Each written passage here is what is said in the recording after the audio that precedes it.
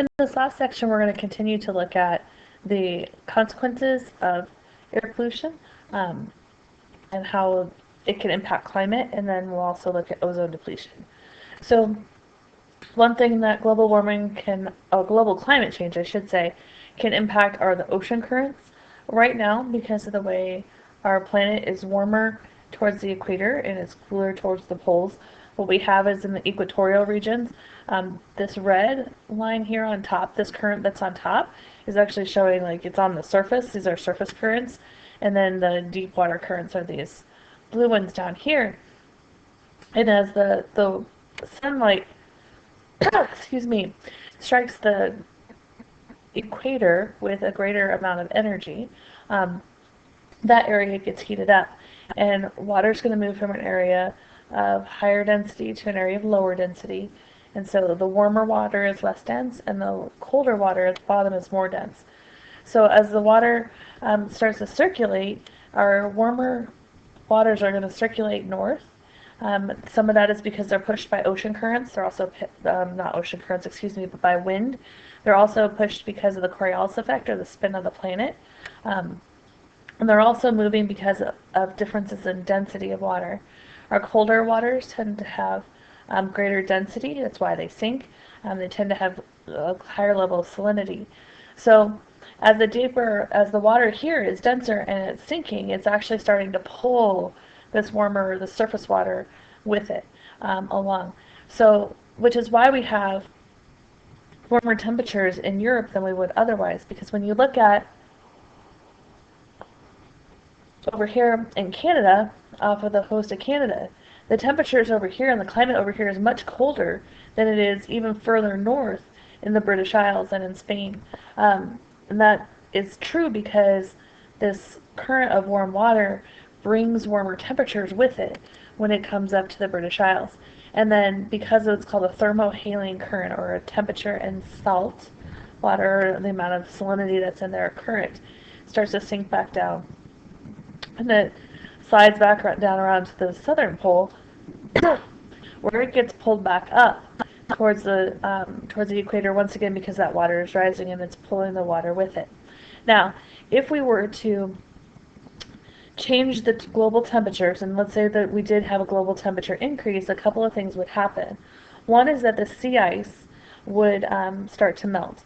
And as the sea ice starts to melt, it is melting up here, right, in the polar regions primarily. We do still have some continental glaciers, some bits and pieces of them up in the mountains, but for the most part, our ice is in the caps, excuse me, in the north and south poles. And as that happens, it's putting a lot of fresh water into the oceans. And that's going to start to disrupt some of the currents, because we're going to basically dilute the oceans a little bit more, which means you're going to have less of that sinking because you're going to have more fresh water that's mixed in with it. If we have temperatures that start to increase as we get more towards the north and south pole as well, you're not going to have that temperature variation as much as you do now. In order to cause the currents, you're going to be messing with both the haline part, okay, by putting in the water, the fresh water, and you're also going to be messing with the temperature part because of increased surface water temperatures across the globe, so you're going to have less movement of the water. So as a result, there's a few things that can happen with that. So if the troposphere is warmer, it's going to, and the surface temperature of the ocean is water, it's going to impact the ability of the ocean to absorb carbon dioxide. It actually increases the ability of the ocean to store carbon dioxide, which then increases the level of acidity of the ocean water. And when we increase the level of acidity, we've talked about this before, that all of our organisms have a range of tolerance, right, for what they can withstand. And if we increase the level of acidity too much, then we're going to start to kill off some of our ocean critters. And generally our smaller ones, our smaller organisms, are less likely to be able to compete or adapt to change. And that's part of having that small body size. And when you think about, that's our phytoplankton, which is the basis of our food chains in the ocean. And it's also little things like krill. And krill are little shrimp-like looking critters that whales eat. And so they're actually, a lot of places it goes right from phytoplankton to krill to some of the big organisms like our whales. And so when we talk about having a trophic cascade, this can very easily happen in the oceans if the acidity level goes up too much. It also changes when we change the surface temperature of the ocean. We change the amount of evaporation that's occurring in different areas, and based off of which way the wind is blowing, that could either bring a lot of rain to a certain area, or it can bring no rain to an area. So we can have times where we have a lot of flooding for those areas where a lot of rain comes to it, and we can have drought in those areas where it's really just blowing warmer air and not a lot of moisture.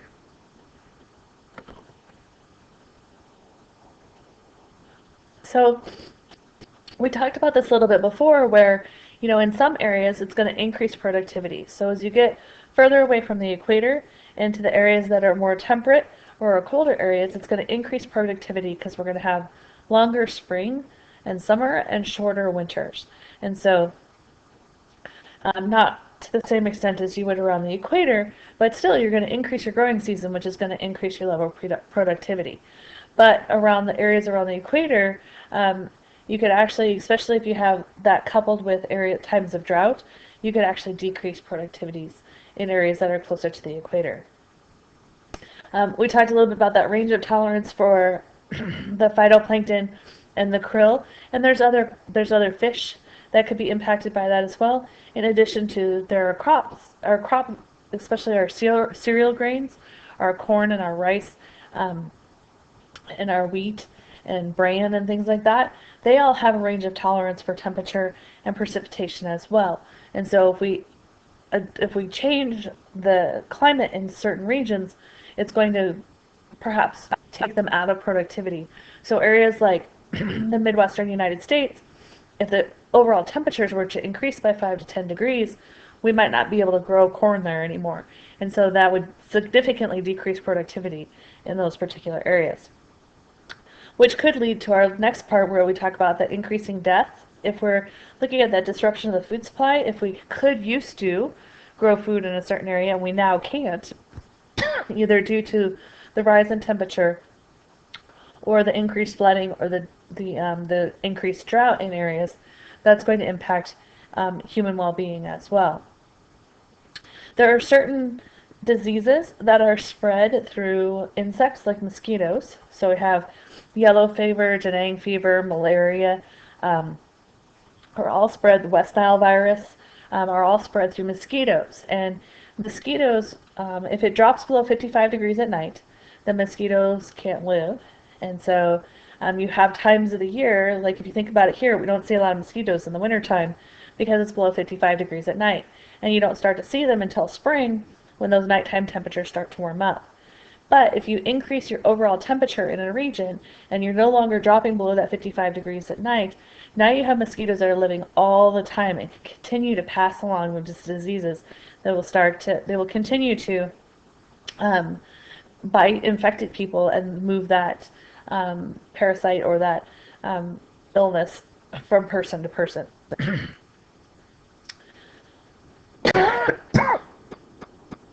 In addition to that, you'll have regions that didn't necessarily experience things like malaria in the past that will be now because their region, the mosquitoes can actually move from the southern regions up into more northern regions in the northern hemisphere. When we look at environmental refugees are people who had to leave an area because they could no longer survive the environment. It isn't about war and all of that. It's about drought usually or flooding, and they just can't support themselves anymore.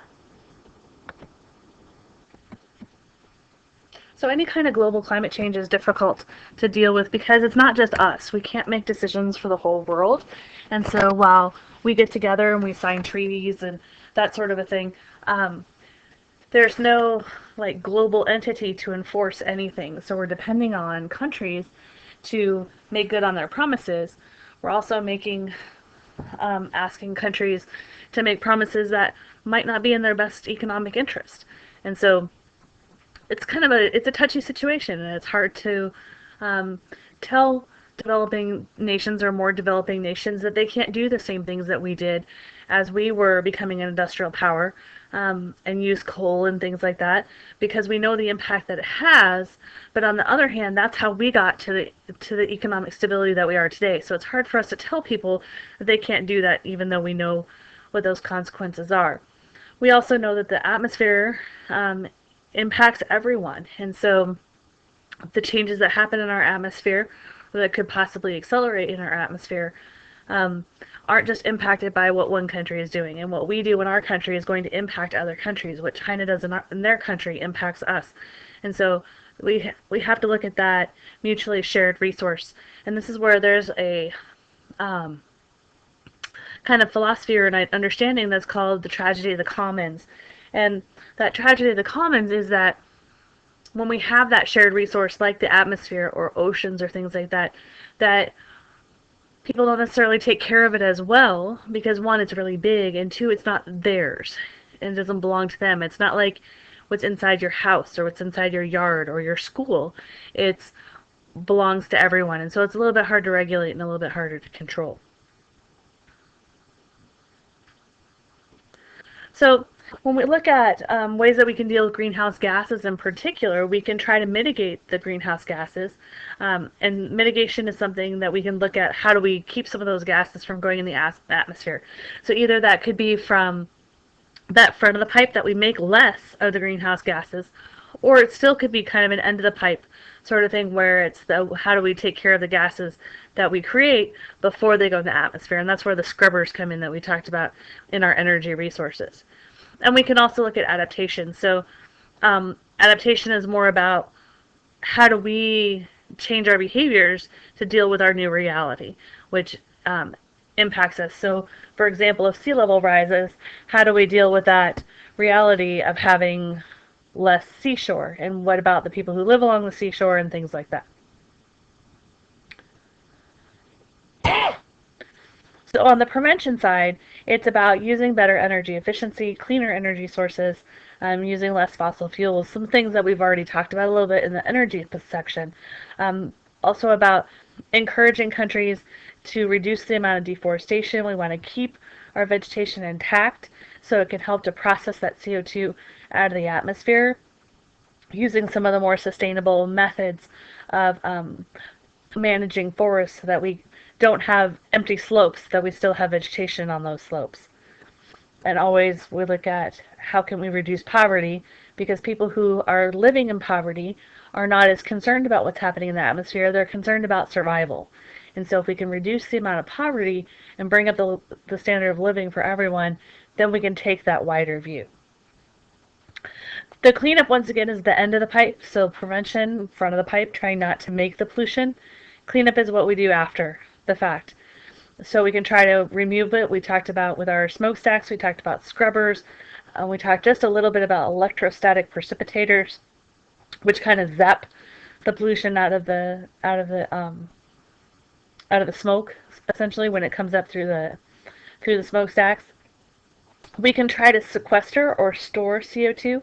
One place is in trees, and we'll look at sequestering a little bit in the next few slides.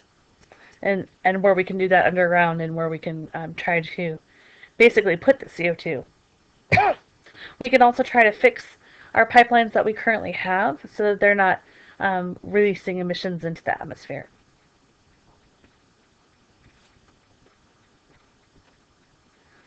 So improving our energy efficiency is definitely a way to remove that threat. And then we talked a little about, we're going to look at how can we actually remove some of the CO2 from the atmosphere. Now, this may sound a little bit weird, but this is really a thing. So CO2 sequestration is what it's called, and it's where we take it out of, before it gets into the atmosphere, we like pipe it out, essentially.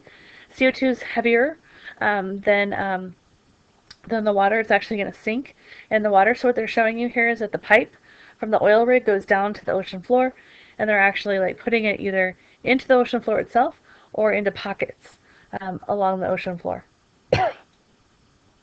Now, we know that CO2 can increase levels of acidity in ocean water, so we don't want to do just too much in one particular area, so they're going to be moving it kind of around. We can also look at sequestering it in the chambers where oil and natural gas came out of. So if we deplete the the reserve. We've pulled all the oil out that we can, and we've pulled out all the natural gas that we can. Now we can just reverse it, and we can put the CO2 back inside of it and cap it, essentially. And then with any kind of vegetation that we have, whether that be on land or it be plankton in the ocean, those all sequester CO2 for us naturally. So if we increase the amount of plants that we're growing, excuse me, in areas, then we can increase that ability to sequester carbon dioxide. So what can we do as individuals, and then what can we do at the government level? So the first level is that energy efficiency, like in your home that we talked about with energy, and looking at it at that personal level, not necessarily driving as much, that kind of thing.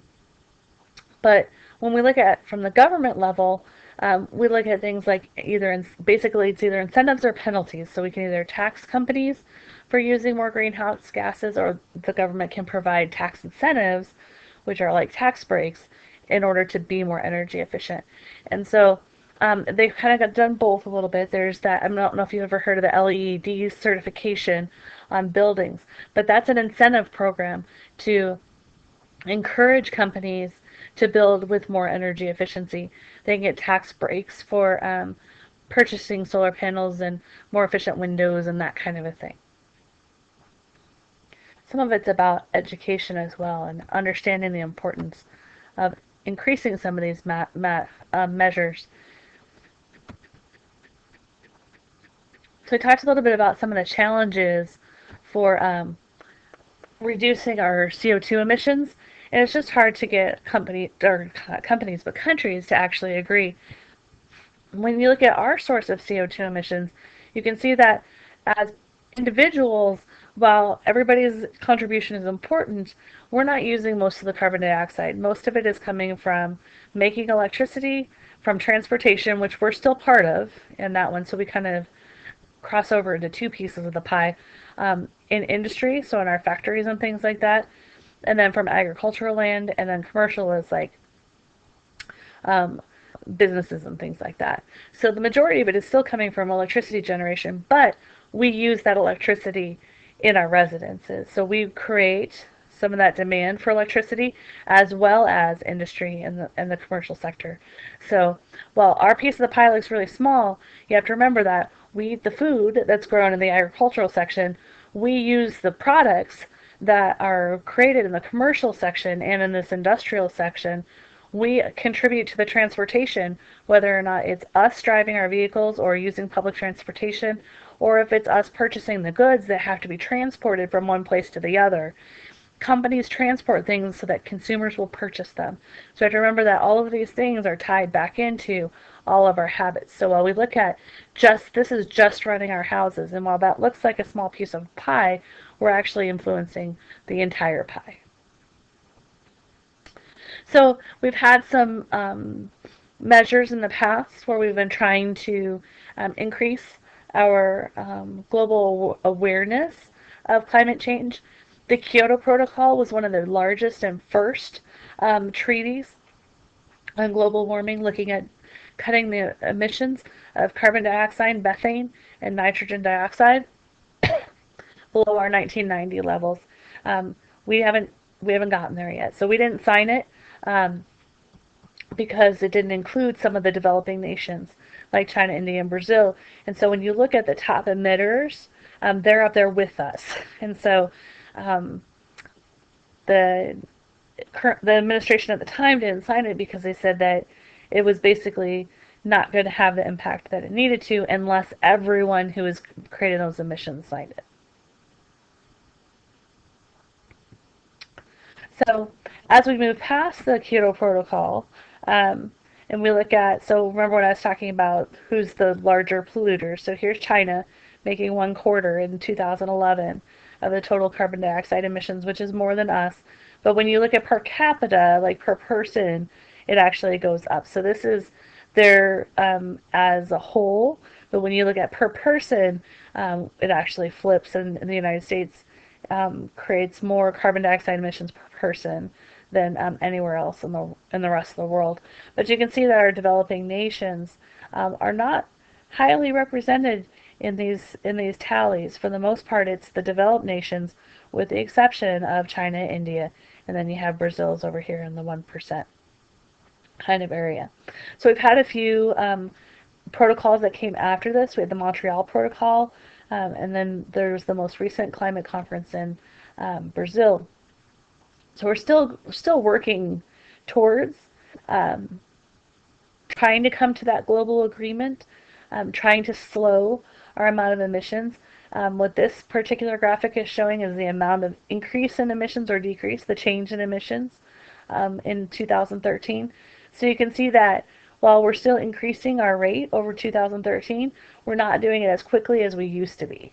But we are as China, United States, India, if you look at it, that are responsible for the most of the emissions.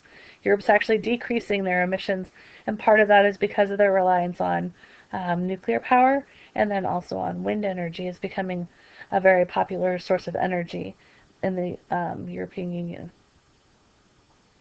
So we talked a little bit already about what you can do personally. We talked about some of the, drive less, that kind of thing.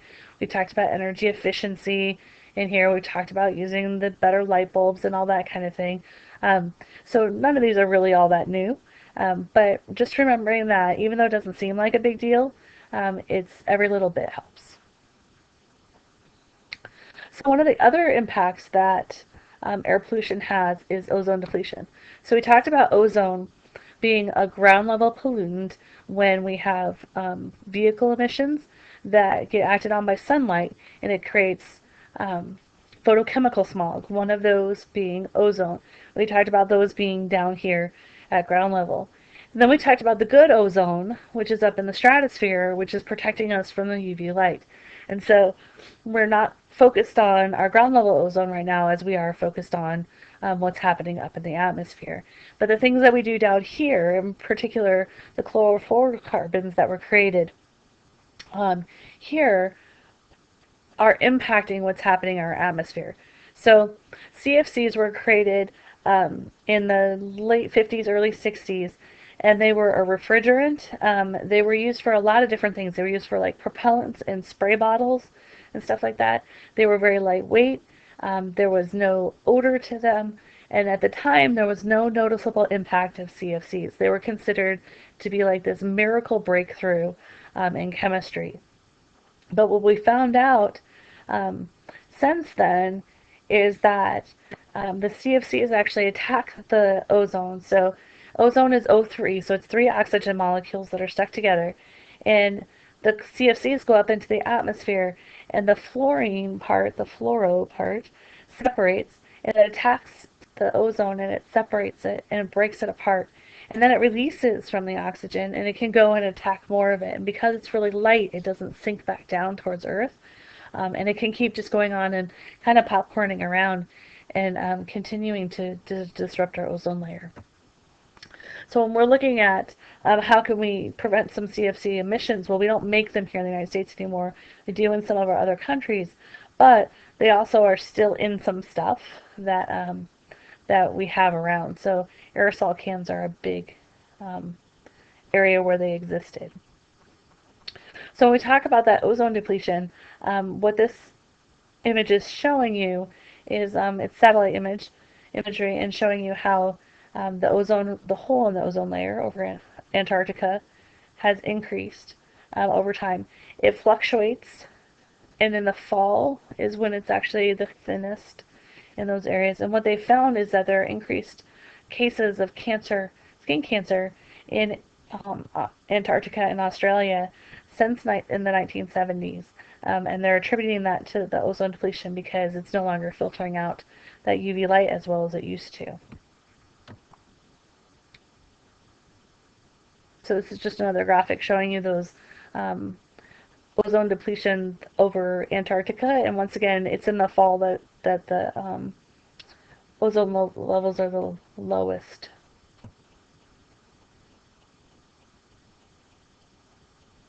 We talked a little bit about the increased UV light impacting human health through skin cancer.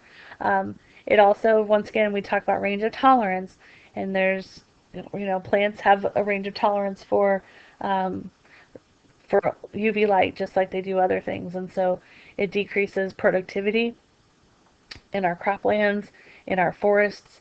Um, we have it actually, excuse me, will degrade plastic and paints. And we see that a lot here in the desert areas, especially. So I misspoke in the previous slide. It's not the fluorine that is separating; it's the chlorine atom. So the chlorine atom will detach from the CFCs, and it's going to attract one of these oxygen molecules, and it's going to pull it apart, and then it's going to let it go, and then it'll go and attack another O3 molecule. So this is just kind of a synopsis of some of the things we talked about already. We talked a little bit about skin cancer. We didn't talk about cataracts. Cataracts are the cloudiness that happens in people's eyes that causes them to not be able to see as well, and that's in reaction to increased amounts of UV light. Um, we talked a little bit about crops and range of tolerance of our plants. Some of the wildlife, because especially our mammal species, are going to have a similar reaction to increased levels of UV light as the human populations will. And we've already talked about our aquatic species and reducing that population of phytoplankton. Increasing the level of UV light is not only does it have the UV part of it, but it also is going to cause increased heating as well.